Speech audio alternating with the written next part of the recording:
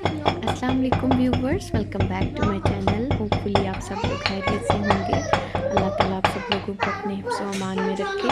सबसे पहले आप सब लोगों को नए साल की बहुत बहुत मुबारक हो। अल्लाह ताला इस नए साल को हम सब के लिए, मुझ समेत तमाम मुसलमान के लिए रहमत का साल बनाए। अल्लाह पाक इज़्ज़त व आफ़ियत, सेहत व सलामती और कामयाबियों वाला साल इसको बनाए और अल्लाह ताला हम सब के लिए आसानियाँ तकसीम करने वाला बनाए।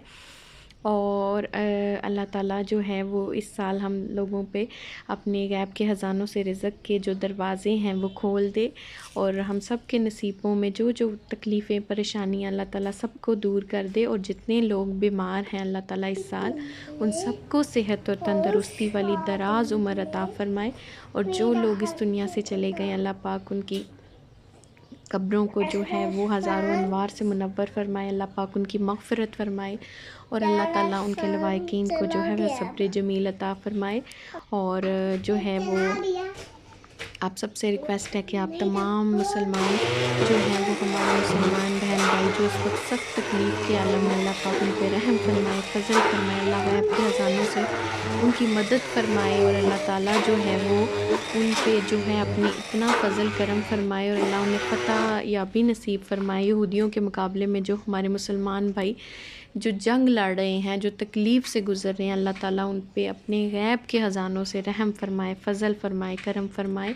अल्लाह पाक हम सब को एक दूसरे के लिए, मुसलमान भाइयों के लिए, बहन भाइयों के लिए नेक और साले साबित करे और एक दूसरे से प्यार, मोहब्बत और उनसियत वाला जज्बा हम लोगों के अंदर पैदा फरमाए और हम पे रहम फरमाए। हम लोगों को एक दूसरे के साथ आसानियाँ तकसीम करने वाला फरमाए बनाए। आमीन सुम्मा आमीन।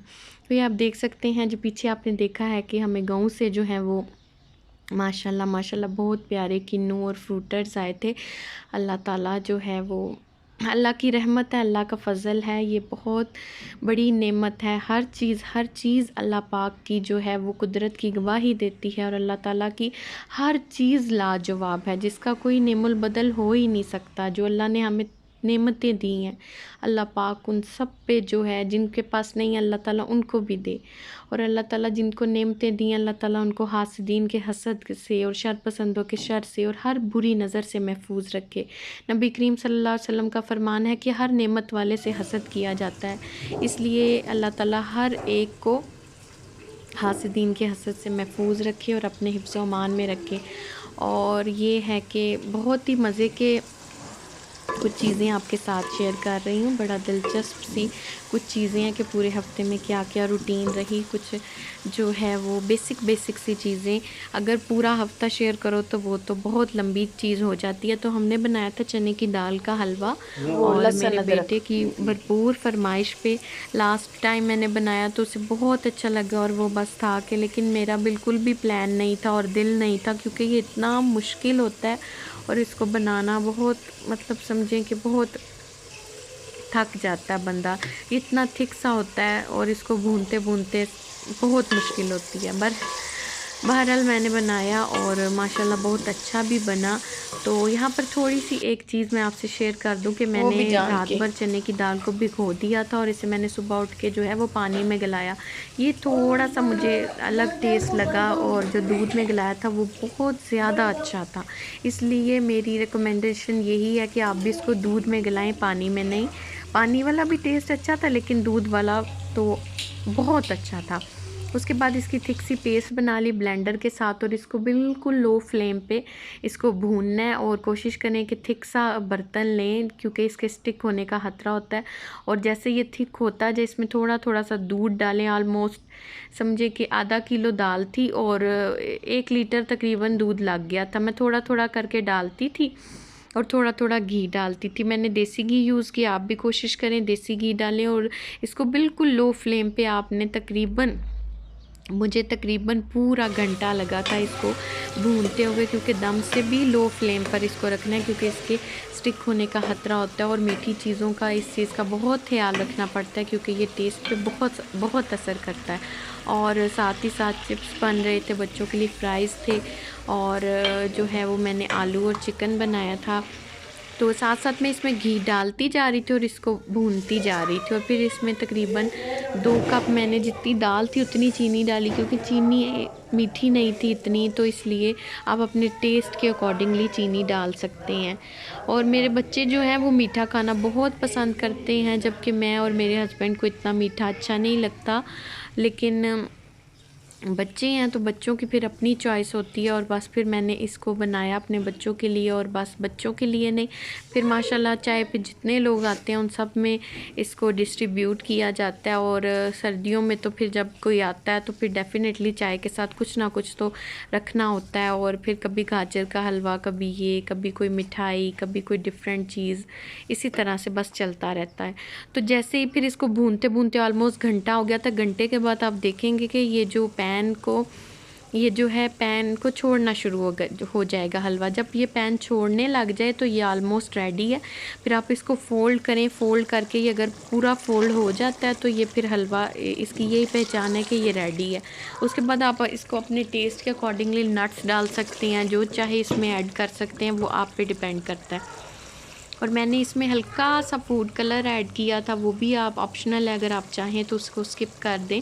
और जो है वो ये साथ साथ सालन भी रेडी हो रहा था। उसके बाद जो है वो आप ये देखें कि ये अब बिल्कुल थिक सा हो गया है और ये पैन को छोड़ आया है। तो यही पहचान है कि ये रेडी है। और इसकी खुशबू से ही पता चल जाएगा, क्योंकि इसको बहुत भूनना पड़ता है। इसकी वजह ये है कि इसके अंदर से दाल का टेस्ट बिल्कुल नहीं आना चाहिए।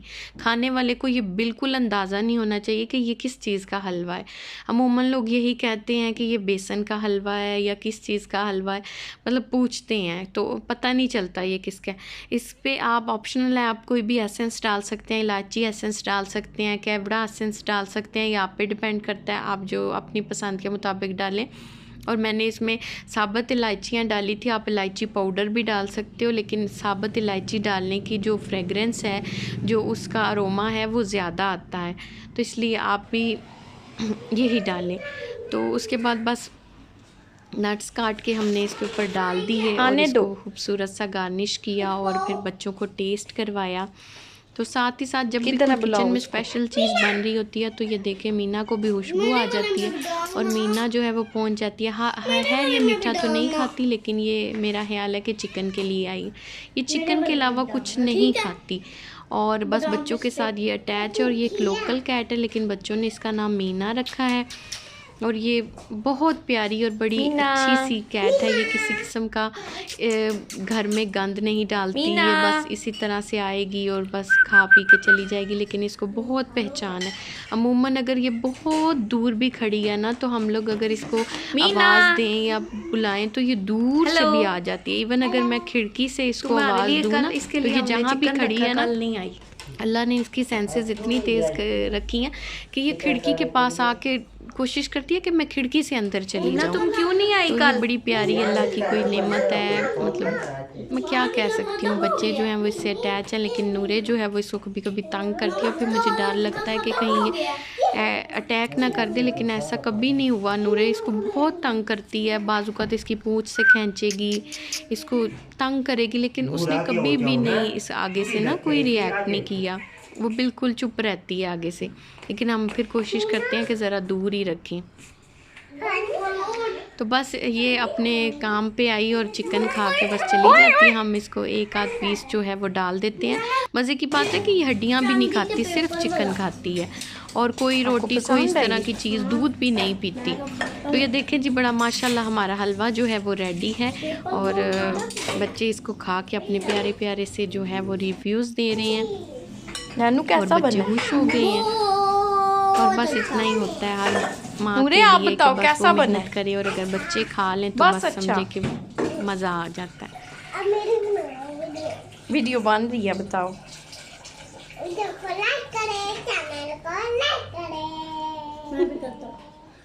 को लाइक करें, चैनल अच्छा लगे तो सब्सक्राइब भी करें। वीडियो अच्छी लगी हो तो वीडियो को लाइक करें, शेयर करें।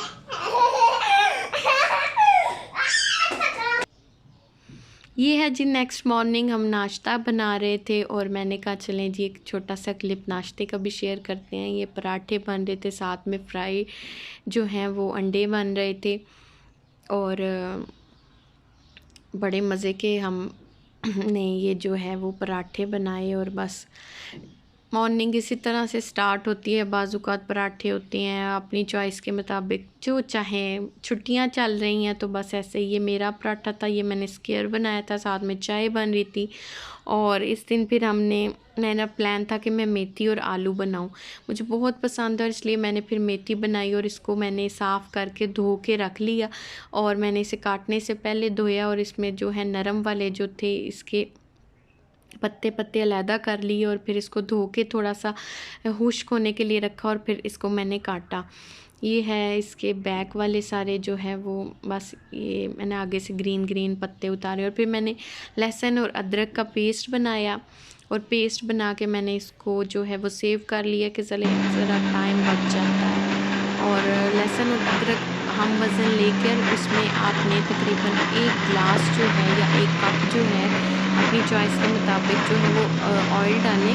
ऐसा करने से जो है कुकिंग ऑयल डालने से वो बड़ी थिक सी और बड़ी प्यारी सी पेस्ट बनती है। और एक तो वो ख़राब नहीं होती, दूसरी ये है कि वो बहुत स्मूथ सा पेस्ट बन जाता है, उसमें पानी नहीं रहता। और ये भी एक बड़ी अच्छी टिप है और बड़ी अच्छी सी, ये देखें। उसके बाद जो है वो मैंने बस तैयारी कर ली अपनी आलू मेथी की।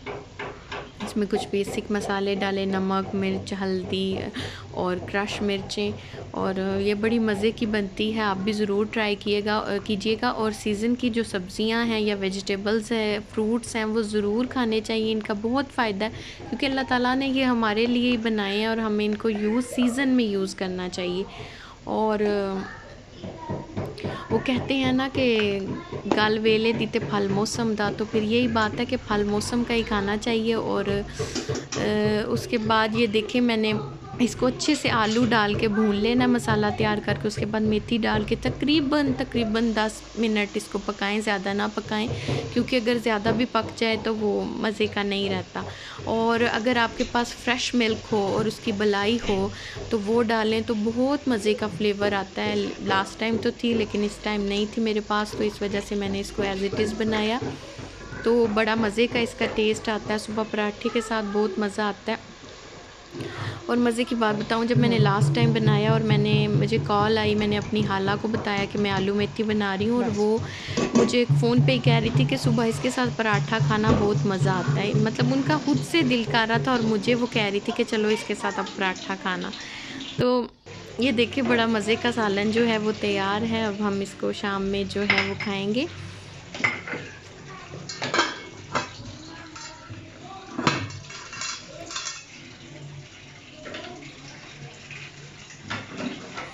और फिर शाम में बच्चों ने ज़िद की कि मैंने एक वो डंपलिंग मशीन मंगवाई थी और कहा जी हमने अब इसको ट्राई करना है, आप समोसे बनाओ। तो अचानक से फिर कुछ मेहमान आ गए, मैंने वो समोसे बनाए, उसको मैं शूट नहीं कर सकी। अच्छे बने थे वो भी, और लेकिन यह है कि फिर मैंने उसमें नहीं बनाए, मैंने ऐसे ही बनाए और समोसे खाए हम लोगों ने शाम में। तो फिर जो है नेक्स्ट मॉर्निंग हमारा एक प्लान था, हमारे एक वर्कर थे, उनके बच्चों की शादी थी और हमें वो अटेंड करनी थी। हम बस सुबह अर्ली मॉर्निंग निकले, ये थोड़ा सा दूर था और निकले और हमने कहा जल्दी पहुंचते हैं। लेकिन जब हम वहाँ पर पहुँचे तो वहाँ पर अभी फंक्शन का कोई बंदा ही नहीं था, बिल्कुल हाल भी बंद था। और ऐसे ही हम बहुत जल्दी पहुँच गए और फंक्शन जो है वो बड़ा लेट स्टार्ट हुआ। पूरे हाल में सिर्फ हम लोग ही मौजूद थे, बच्चे वहाँ पर खेल रहे थे। फिर उसके बाद ये है कि हम तकरीबन वहाँ पहुँचे 12 बजे और फंक्शन स्टार्ट हुआ 2-2:30 बजे। लेकिन आहिस्ता आहिस्ता से कुछ मेहमान आना शुरू हो गए थे। फिर हम वहाँ से निकले और ये लास्ट डे था, 31 थी और सूरज जो है वो अब गरूब होने पर था और ये बस हमारे साथ साथ चल रहा था और बड़ा ही प्यारा व्यू लग रहा था। ये 2023 का समझें कि लास्ट सेट था, सनसेट था। और साथ साथ जब साल शुरू होता है उसकी खुशी तो होती है, लेकिन जो साल गुज़र जाता है उस पे ये एहसास होता है कि देखें अल्लाह ताला ने जो है वो वक्त कितनी तेज़ी से गुज़र रहा है और समझ नहीं आती कि वक्त कितनी तेज़ी से गुज़र रहा है। और फिर रास्ते में हमें मछली नज़र आई और ये दरिया की मछली थी और बड़ी ज़बरदस्त सी लगी और हमने इसको बाय किया। और ये फ़िश हमने ली थी पॉम्फ्रेट, और इसको पापलेट भी कहते हैं। और जो है ये बिल्कुल एक बीच में कंडा नहीं होता, और बच्चों के लिए अमूमन ऐसा ही होता है कि ज़्यादा कंडे वाली जो फ़िश होती है वो बस खाते खाते ही मतलब तंग आ जाता है। तो हमने ये फ़िश ली थी, ये वो बता रहे थे कि समंदर की है। मैं उसकी वीडियो शूट नहीं कर सकी, उसकी रेसिपी शेयर नहीं कर सकती, लेकिन वापसी पे हमने आके उसको बनाया और ये बहुत अच्छा टेस्ट था और वाकई बहुत डिफरेंट था।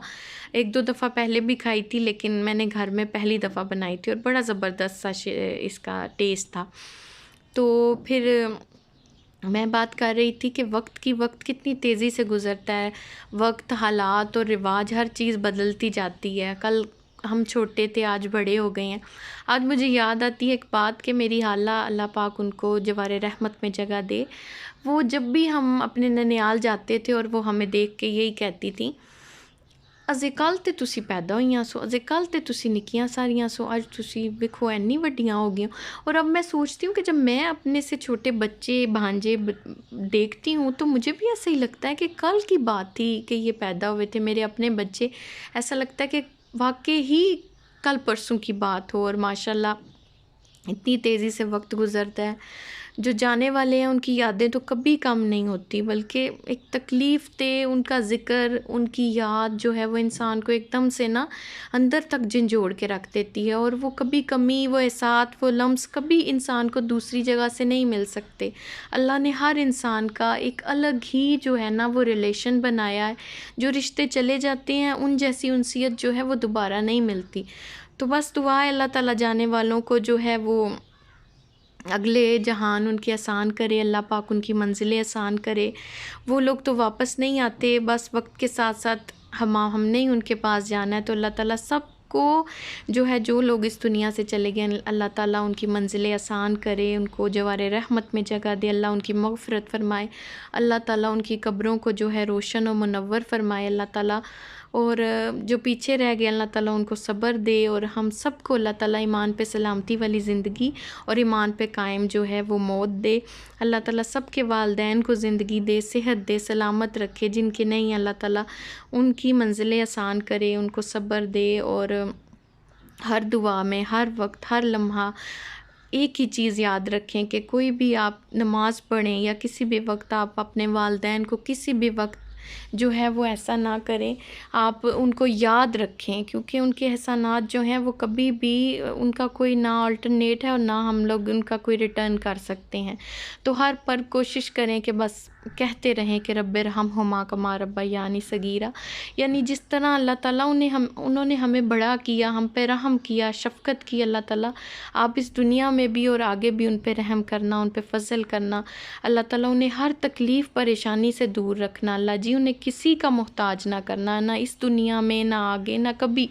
अल्लाह उन पे अपनी ख़ास फ़ज़ल करम फ़रमाए, क्योंकि वालिदैन का नेमुल बदल भी कोई नहीं है, और उन जैसी शफ़क़त और उन जैसा रिश्ता दुनिया में कोई रिश्ता नहीं है। अल्लाह ताला हर एक के वालिदैन को ज़िंदगी दे, सेहत दे, और हमारे सरों पे उनको ताहीर सलामत रखे।